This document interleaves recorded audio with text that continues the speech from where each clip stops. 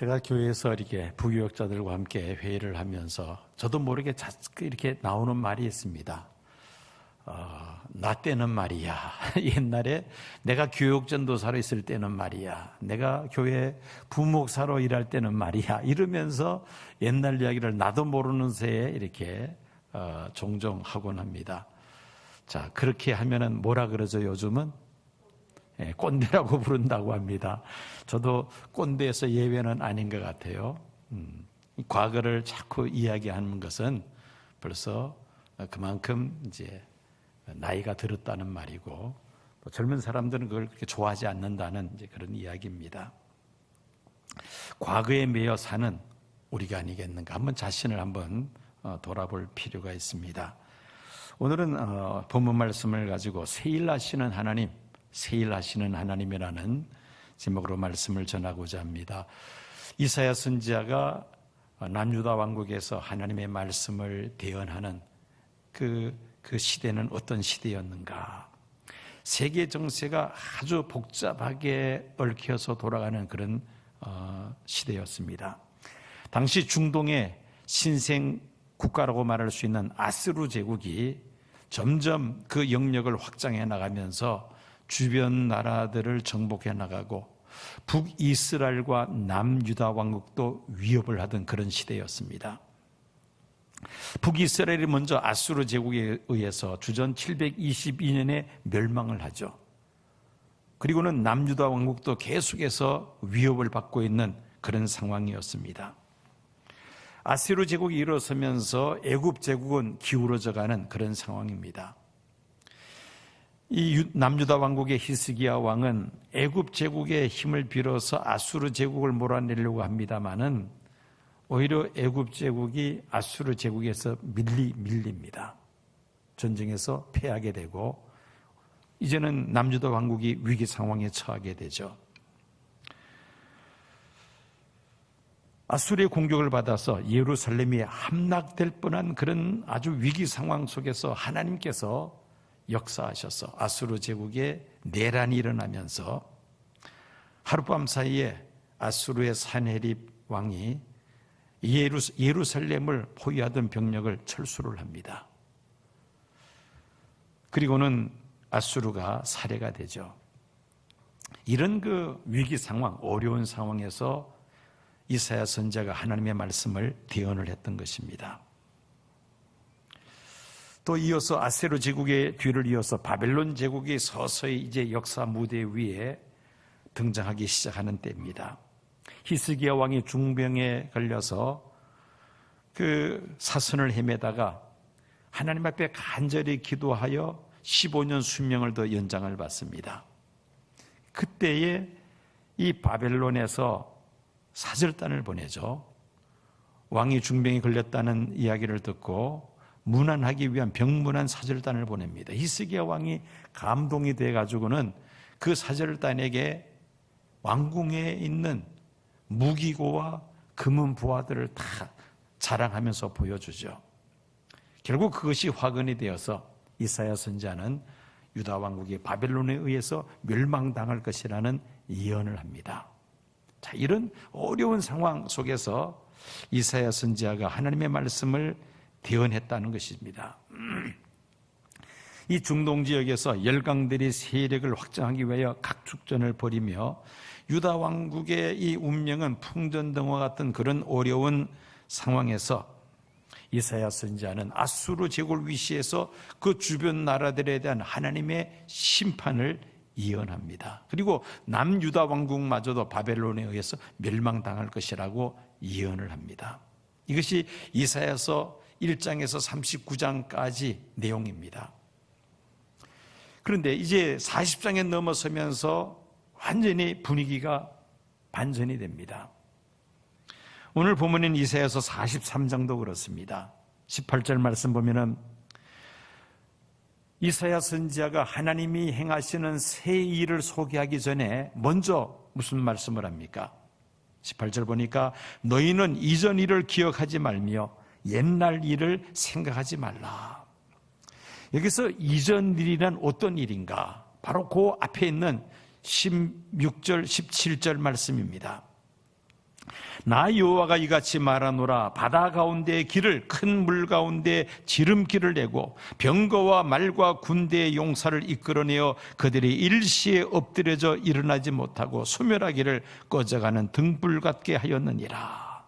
자, 이 말씀은 과거 이스라엘 백성들이 애굽에서 종살이하다가 이제 출애굽하여 홍해 바다를 기적적으로 건너가는 그 사건을 지금 다루고 있습니다. 구약 성경에 기록된 4,000년 정도의 이스라엘 역사 가운데서 가장 극적인 사건을 든다면 출애굽 사건입니다. 그 출애굽 사건 속에서도 하이라이트가 바로 홍해 바다를 건너는 사건이죠. 자, 여러분들 스크린에 보면은 저 홍해가 지금 보입니다. 큰 상선들이, 배들이 저 홍해를 지나가죠. 수에즈 운하를 통과를 합니다.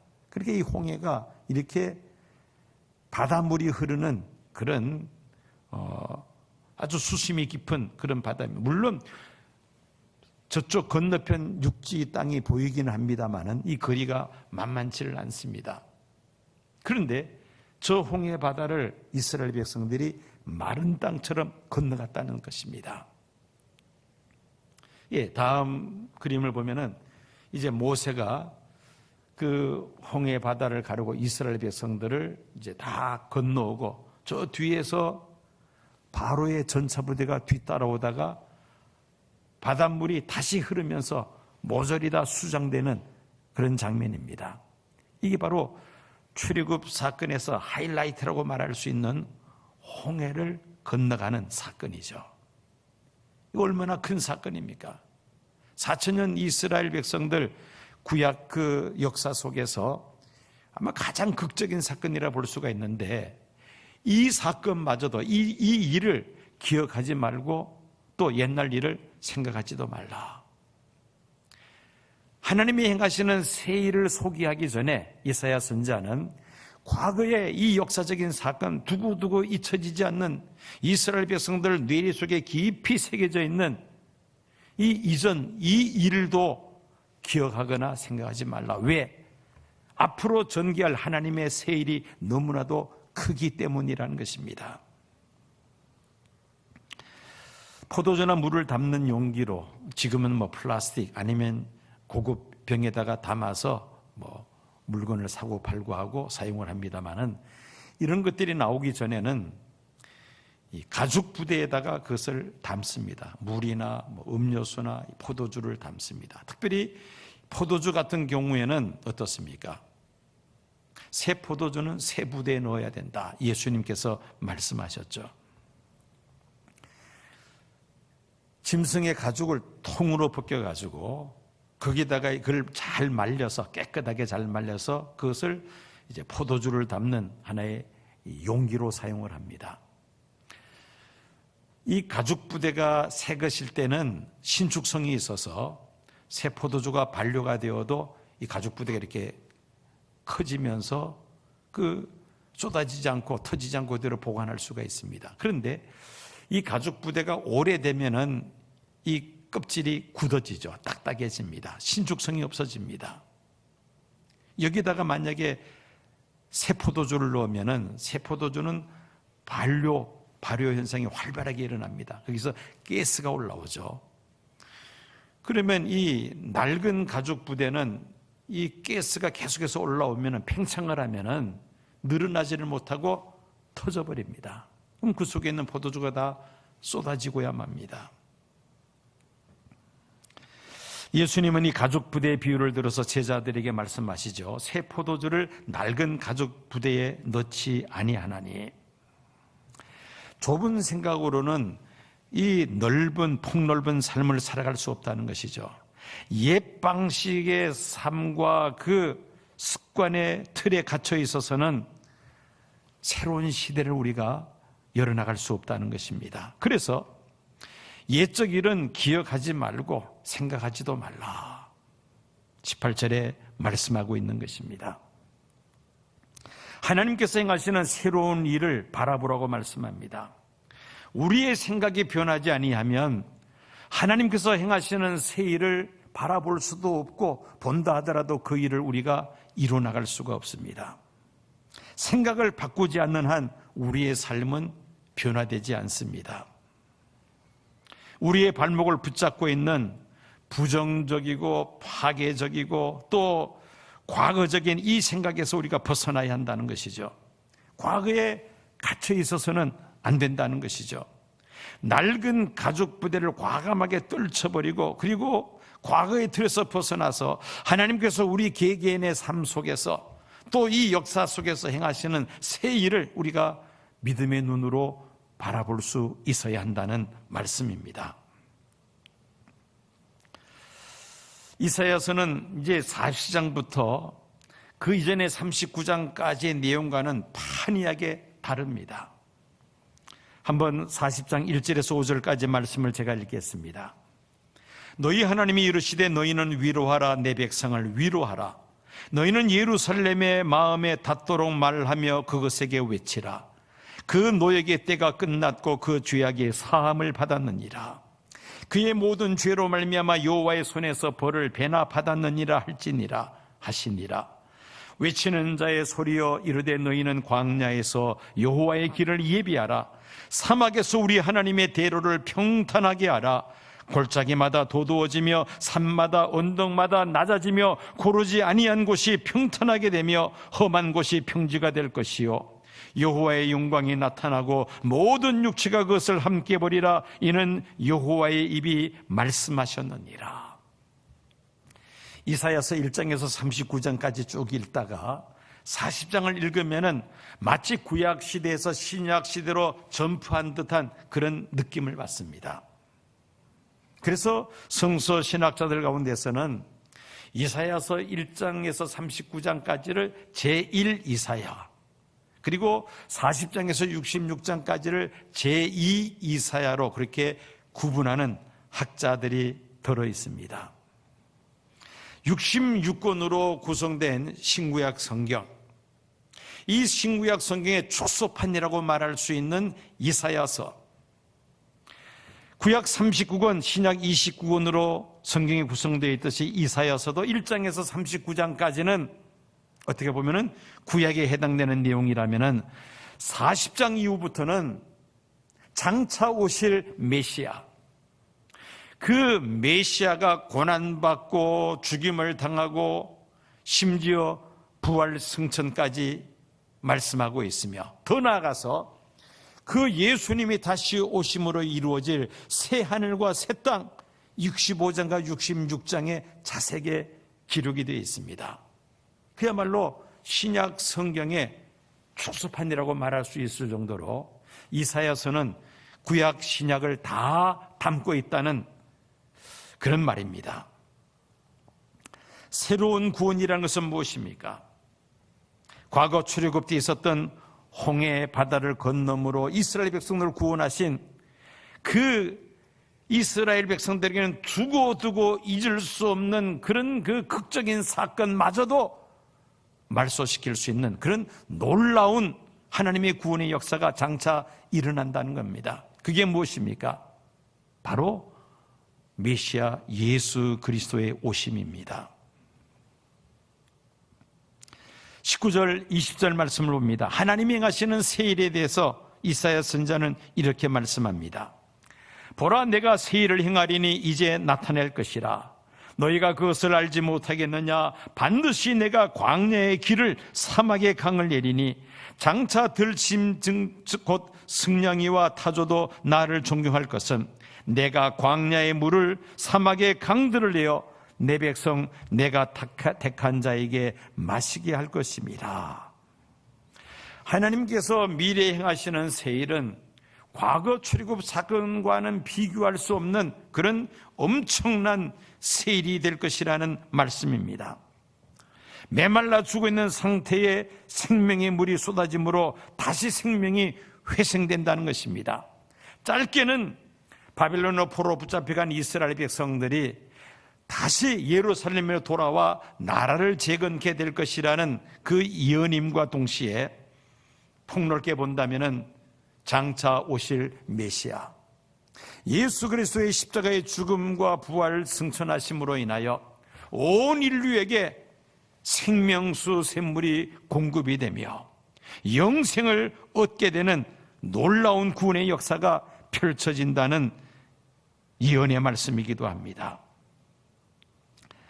하나님께서 행하시는 새 일은 메시아 되시는 예수 그리스도를 통한 대속 사역을 의미합니다. 이 메시아를 통한 하나님의 구원의 역사는 과거 홍해 바다에 있었던 그 하나님의 구원 사건과는 비교할 수가 없죠. 온 인류를 죄에서 건져내시는 하나님의 놀라운 새 일이라는 말씀입니다. 나라들마다 공항을 어마어마한 규모로 확장을 해나갔습니다. 항공사마다 경쟁적으로 그 값비싼 비행기들을 대량으로 구매를 해서 수많은 비행기들이 하늘을 날면서 엄청난 수의 여행객들을 지구촌 곳곳으로 실어 나르던 그런 시대가 작년 1월 달까지만 하더라도 얼마나 활발했습니까? 그러다가 작년 2월 달 코로나19 팬데믹으로 인해서 이 모든 것들이 지금 스톱되어 있는 그런 상황입니다. 우리나라도 인천공항, 제1인천공항, 세계 어디에 내놔도 손색이 없는, 그래서 몇 년 동안 계속해서 세계 제1의 공항으로 그렇게 평판이 나 있었던 공항인데, 그것도 시설이 협소해서 똑같은 사이즈의 제2공항을 또 확장을 했지 않습니까? 그랬는데 작년 2월 달에 이 코로나19 팬데믹으로 공항은 지금 유령도시처럼 돼버리고 말았습니다. 여행객들로 북적이던 그 면세점들 다 문을 닫았죠. 마치 공항이 유령도시처럼 그런 곳으로 변하고 말았습니다. 항공사마다 경쟁하다시피 참으로 고가의 비행기들을 매입해서 승객을 태워서 부지런히 하늘을 날아다녀야 할 비행기들이 전부 다 지금 계류장에, 심지어 그것도 부족해서 활주로 한 구석에 지금 매여 있습니다. 세상이 완전히 달라져 버리고 말았다는 것이죠. 교회도 역시 마찬가지입니다. 교회에서 드리는 예배 이제 자유롭지 못합니다. 생전에 듣지도 못했던 비대면 예배라는 말이 이제는 너무나 귀에 익은 용어가 되고 말았습니다. 집에서 아무리 영상으로 예배를 잘 드린다 할지라도 교회 와서 예배 드리는 것만큼은 감동이 덜할 겁니다. 어쨌든 이 코로나19 사회적 거리 두기로 인해서 모든 것이 지금 제한되어 있는 상황이 되고 말았습니다. 더 심각한 것은 우리의 다음 세대들의 신앙입니다. 어른들은 나름대로의 신앙 경험이 있고 체험이 있어서 그래도 자기 믿음은 어쨌든 근근히 지켜나갑니다마는 문제는 우리의 다음 세대들입니다. 그런 신앙 체험이 없는 우리의 다음 세대들, 온라인으로 예배를 드린다 하지만은 그것이 얼마나 그들의 마음속에 신앙의 뿌리를 내리게 할지는 미지수입니다. 우리 다음 세대에게 신앙을 물려주지 못한다면은 불과 20-30년 안에 한국 교회는 문을 닫아야 될 그런 지경에 이를지도 모릅니다. 그래서 우리 영상으로 예배드리는 자녀들을 둔 학부모들에게 간절히 부탁을 합니다. 다음 주일부터는 이제 조금 완화된 예배, 교회 와서 이제 예배 드릴 수 있으니까 아이들을 데리고 교회 오시기 바랍니다. 유치부, 아동부, 중고등부 다 와서 예배 드려도 면적이 충분합니다. 그 유치부, 아동부는 부모가 오지 않으면 아이들이 예배를 드리지를 못합니다. 그래서 오늘 영상으로 예배드리는 우리 학부모들 다음 주일부터는 꼭 아이들을 데리고 교회 와서 예배를 드리시기 바랍니다. 여러분, 지금 교회에서 마스크를 쓰고 예배를 드리는데 얼마나 안전합니까? 전혀 감염의 위험이 없습니다. 밥을 같이 먹는 것도 우리가 지금 금하고 있고, 마스크를 벗고 서로 대화하는 것도 일체 우리가 지금 금하고 있는 상황에서 예배 드리고 그리고 집으로 돌아갑니다. 교회 안에서 감염될 위험은 지금 현재로서는 거의 없다고 봐야 됩니다.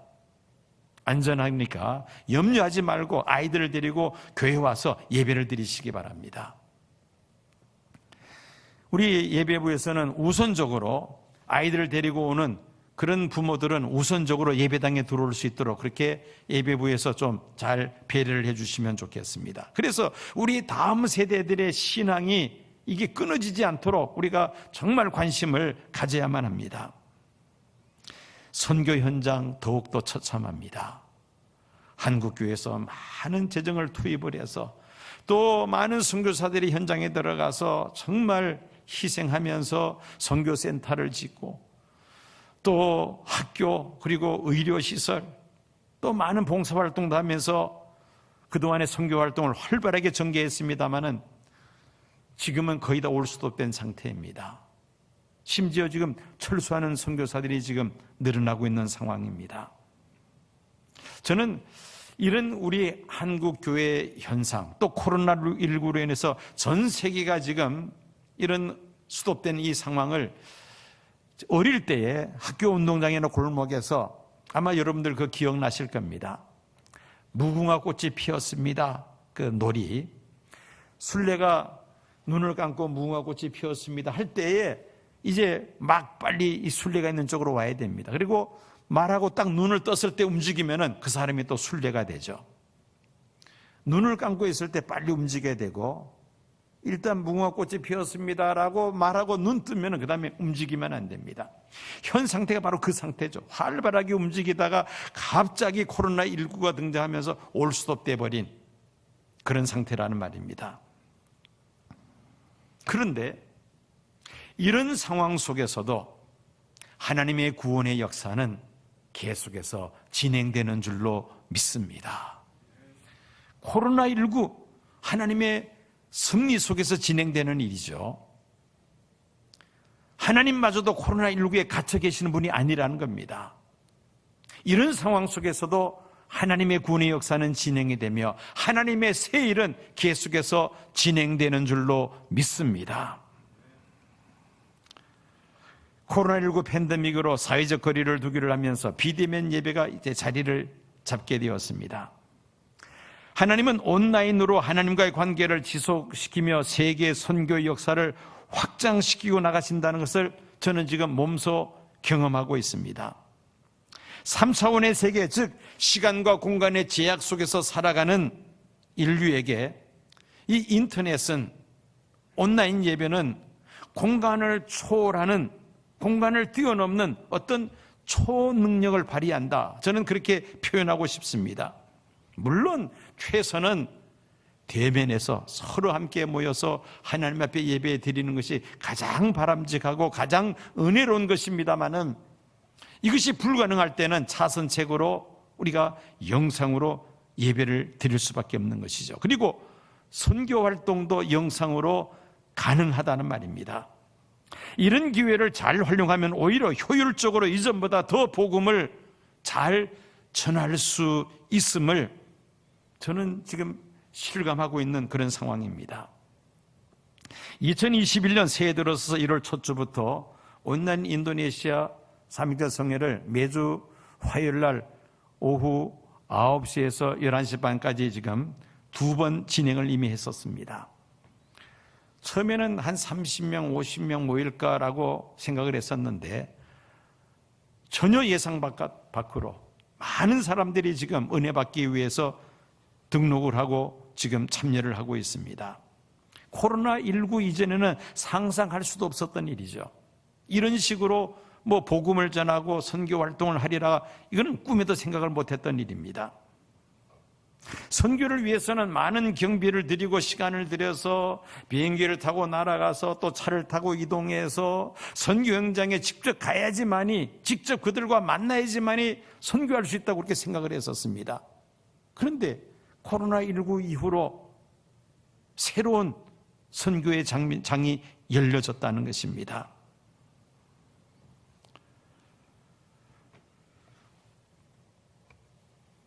문제는 온라인으로 실시간 영상을 송출하기 위해서는 여러 가지 준비해야 될 일들이 있습니다. 그야말로 내용이 알차야 될 것이고, 또 쌍방 안에 서로 소통할 수 있는 IT 기술이 접목이 돼야 되고, 또 강의 내용을 이해하기 쉽게 잘 받아들일 수 있도록 시청과 교재를, 영상을 최대한 활용해서 전달을 해야 되겠다는 것입니다. 또 이런 국제적인 집회에서 가장 우선적으로 필요한 것은 통역이죠. 아무리 강사가 열심히 강의를 해도 통역이 제대로 전달하지 못하면은 듣는 사람들은 아무런 도움이 되지를 못합니다.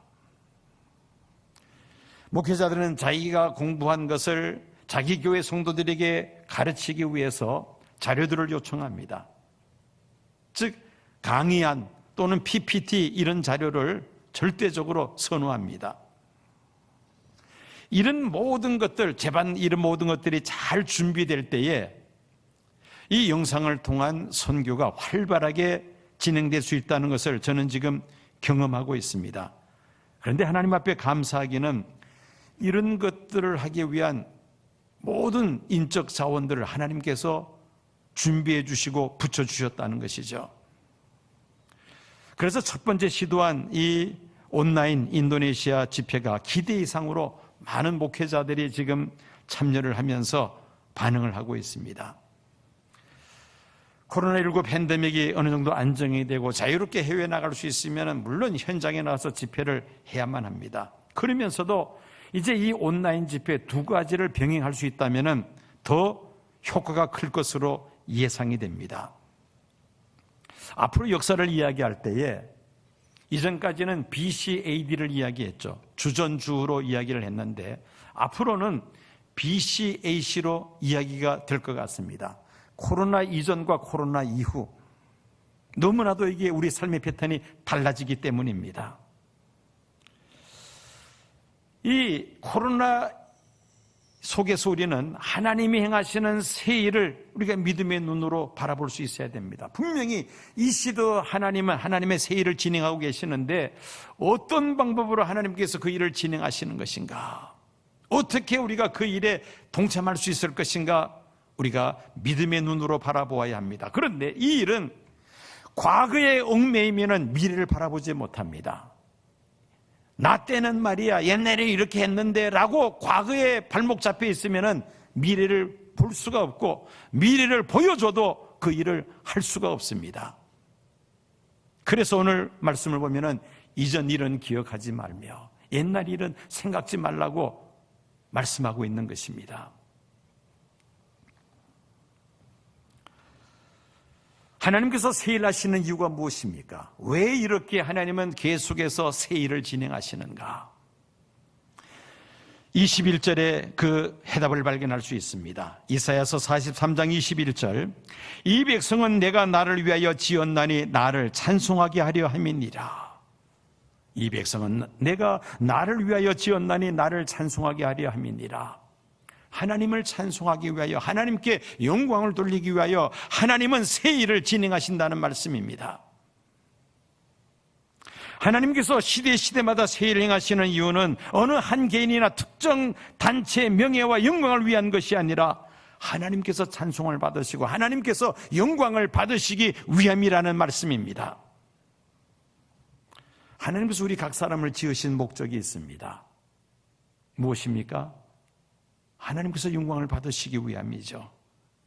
하나님께서 내게 주신 은사, 여러 가지 재능들, 시간과 물질과 건강과 성품과 또 지식과 경험과 사회적인 지위와 또 인간관계, 이 모든 것들을 다 통틀어서 하나님 앞에 영광을 돌리는 것, 이것이 바로 우리의 삶의 목적이고 이것이 바로 하나님께서 새 일을 행하시는 목적이라는 말씀이죠.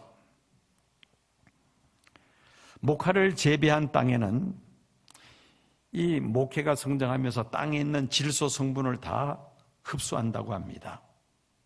그러면은 다른 작물을 그 땅에다가 심어서 재배할 수 없다고 합니다. 왜? 질소 성분이 없기 때문에. 그런데 유일하게 땅콩은 질소가 없어도 잘 자란다고 합니다. 그래서 목화밭에 땅콩을 함께 심는다고 합니다. 사람 역시 마찬가지죠. 아무짝에도 쓸모없는 것처럼 생각해도 하나님께서 세상에 보내신 다 목적이 다 있습니다. 이유가 있다는 것이죠. 열등감에 사로잡혀 자기 자신의 아무 능력도 없고 아무 일도 이룰 수 없는 것처럼 그렇게 생각이 든다 할지라도 하나님께서 나를 세상에 보내신 분명한 목적이 있다. 하나님 앞에 영광을 돌리기 위함인데, 하나님은 내가 어떤 분야에서 영광을 돌리기를 원하시는가를 찾는다면 그 사람은 하나님의 새 일에 쓰임받는 일꾼이 될 수 있다는 말입니다. 지금 가장 절망하는 것이 바로 젊은이들입니다. 정말 열심히 공부하고 배우고 기술도 익히고 나름대로 꿈과 비전을 가지고 준비해 왔는데 사회 진출해서 일할 자리가 없습니다. 얼마나 절망입니까? 나름대로의 꿈을 가지고 열심히 준비해 왔는데 당장 사회 진출해야 되는데 가서 일할 데가 없습니다. 코로나 이후 자살률이 가장 많은 세대가 지금 20대들입니다. 얼마나 마음이 안타깝습니까? 하나님께서 나를 지으시고 세상에 보내신 목적이 다 있는데 그걸 찾지를 못하겠다는 것이죠. 목화 이야기를 들었습니다마는 목화를 재배하면은 그 땅에는 아무 식물도 재배할 수 없지만 유일하게 땅콩은 가능하다고 합니다. 아무리 쓸모없이 보인다 하더라도 다 하나님의 목적이 있다는 것이죠. 하나님께서 나를 통하여 어떤 일에 영광을 받으시기를 원하시는가를 찾아야 되겠다는 것입니다. 지금 자영업자들 또 중소기업 하시는 분들 다들 지금 한숨을 지금 내뱉고 있습니다. 언제까지 지금 지속할 수 있을 것인가? 앞이 보이지 않는다는 겁니다. 과거에 참 장사가 잘 됐을 때 그때를 생각한다면 정말 절망이죠. 과거에 매이지 말고 우리는 미래를 내다보아야 되겠습니다. 하나님께서 나를 통하여 무슨 일을 하기를 원하시는가? 하나님 앞에 기도하면서 그걸 찾아야 되겠다는 것입니다. 분명히 나를 보내신 목적이 있는데 나를 통하여 하나님의 영광 받으시기를 원하는데 내가 무슨 일을 해서 하나님께 영광을 돌릴 수 있겠는가? 기도하며 찾는다면 그 사람은 반드시 일어설 수가 있습니다. 1867년 미국의 존슨 대통령은 알라스카를 소련으로부터 720만 달러를 주고 샀습니다. 그런데 문제가 뭐냐면 의회의 승인을 받지 않고 그냥 일을 저질러 버리고 만 것입니다. 의회에서 신랄하게 비판을 합니다. 아무 쓸모없는 그 얼음덩어리 땅을 그렇게 많은 돈을 주고 의회 승인도 받지 않고 요즘 말로 쓴다면 고난 남용을 했다는 겁니다. 대통령이. 미 의회에서 알라스카로 현지 답사를 보냈습니다. 그런데 돌아와서 그 보고가 놀라웠습니다. 알라스카는 쓸모없는 얼음 창고가 아니라 금은 보화 그리고 엄청난 수교의 매장량과 많은 물고기들 등으로 값으로 산출하기 어려울 정도의 보고라는 그런 의외의 보고를 합니다. 그러면서 의외의 생각이 달라지죠. 대통령을 향해서 미래를 예견하는 안목이 있는 대통령이라고 오히려 박수를 보냈다는 것입니다. 여러분, 하나님께서 영광을 받으시기 위하여 하나님은 새 일을 행하십니다. 하나님은 하나님의 영광을 위하여 우리를 세상에 보내셨습니다. 지금 현재 우리가 지금 이 세상에 두 발을 땅을 딛고 살아가고 있습니다. 과거에 얽매이지 말고 옛날에는 내가 이렇게 잘 나갔었는데 요즘은 내가 왜 이렇게 되는 일이 없는가 한탄하지 마시고요. 오늘 이 시대에 하나님이 행하시는 새 일을 믿음의 눈으로 바라보며 하나님은 나를 어떤 일을 통하여 영광을 받으시기를 원하시는가를 여러분들이 찾는다면 분명히 길이 열려질 것입니다. 하나님의 새 일에 함께 동참하면서 하나님의 영광을 드러내는 그러한 귀한 일을 감당하게 될 줄로 믿습니다. 과거에 얽매이지 말고 구습에 우리가 얽매이지 말고 하나님이 행하시는 새 일이 무엇인가 믿음의 눈으로 바라보며 이 일에 동참하고자 할 때에 어떤 어려운 상황 속에서도 우리를 다시 일어서게 하시고 하나님의 영광을 돌리는 복된 삶이 될 줄로 믿습니다.